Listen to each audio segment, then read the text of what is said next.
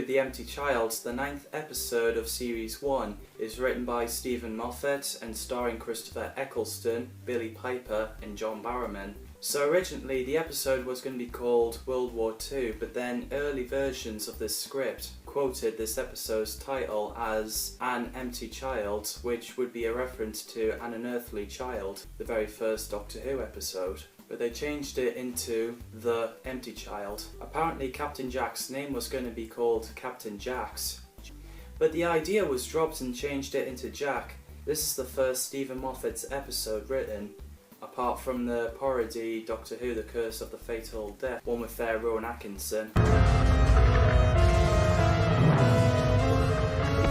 Say hello to the sofa of reasonable comfort. The opening scene with the Doctor and Rose in the TARDIS chasing that cylinder object through the vortex is fantastic.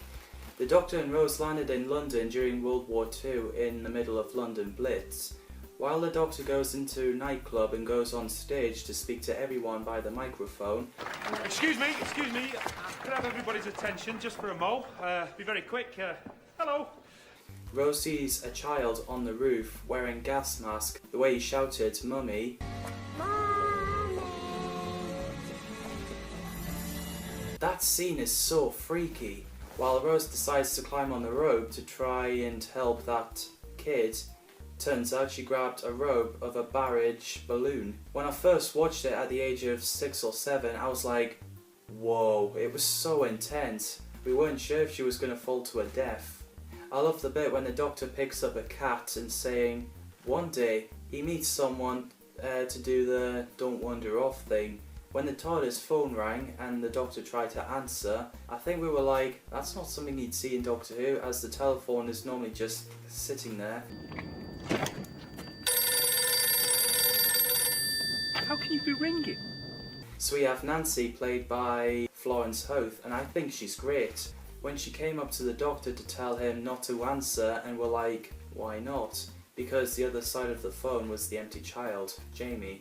That Nancy claimed it was her brother. The story was really sad when I heard the bomb fell on him or something. I like the moment where Rose meets Captain Jack, and yeah, that's the first episode we see Captain Jack Harkness. Hello. Hello. John Barrowman is outstanding, and what can I say that hasn't been said already? I love the scene when Jack and Rose were on the plane tethered up to Big Ben and having a dance and a drink with the Glenn Miller's Moonlight Serenade music. This music is so catchy.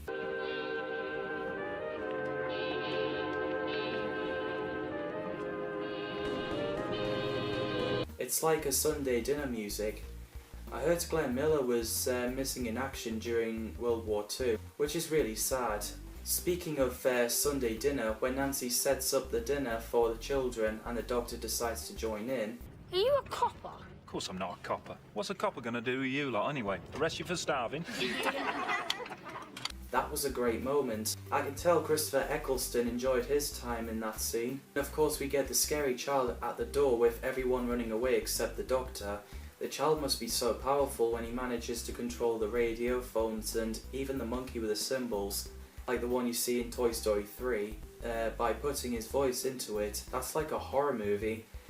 Please let me in, Mummy. I'm scared of the bombs. When I first watched it, I was like, what's wrong with this kid? Where's his mum? I felt sorry for the kid when he was just wanting to see his mum. But yeah, I understand the rest of it since then. When the Doctor is like, it's not easy to leave one child outside in the cold when there's a war on, what's going on? But when the Doctor opens the door and the child mysteriously disappears with a jump scare music, whoa. When Nancy tells the Doctor that he should speak to Doctor, which she means Dr. Constantine, he decides to visit to hospital to get some information. I thought Richard Wilson as Dr. Constantine is incredible, he really is. We also explore that the child is not the only one who is a gas mask zombie. Oh no, because when the Doctor examines the people lying in beds, they've all got the same injuries, but according to Constantine, there's not one injury. Plus, him and the Doctor had something in common. They were a father and a grandfather, but not anymore, but they are still the Doctors. The freakiest bit was when Dr. Constantine became a gas mask zombie. The way the effects look with part of the mask coming out of his mouth and appear on both of his eyes. That works really well for its time.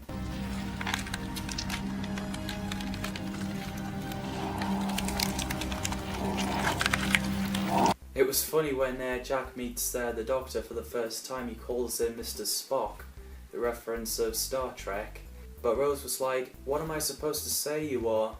And yous are time travellers. The moment when Captain Jack realises that the Doctor and Rose are not time agents, they realise that the human DNA is being rewritten by an idiot. We have the gas mask zombies waking up and going towards the Doctor, Rose and Captain Jack, calling for Mummy, while Jamie, the empty child, is going towards Nancy, asking if she was his mummy. And Nancy was like, Jamie, you're dead, which leads to cliffhanger. Mommy.